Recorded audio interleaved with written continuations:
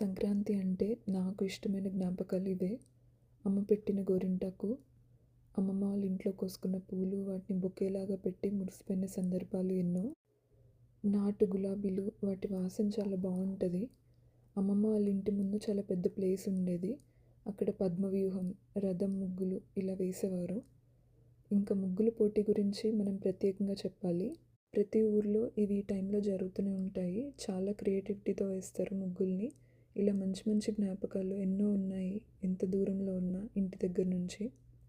అయితే చివరికి ఒక స్పెషల్ ముగ్గు ఉంది. ఇవన్నీ ఒక ఎత్తు అయితే అదొక ఎత్తు.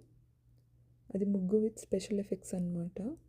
పాలు పొంగిచ్చేటప్పుడు గాలి బాగా వస్తే ఎలా ఉంటుందని చూపించారు. భలే కామెడీగా వేశారు. చివరిగా భాగ్యాలనిచ్చే భోగి, సరదానిచ్చే సంక్రాంతి, కమ్మని కనుమ, కొత్త సంవత్సరంలో కొత్త వెలుగులు నింపాలని కోరుకుంటూ సంక్రాంతి శుభాకాంక్షలు.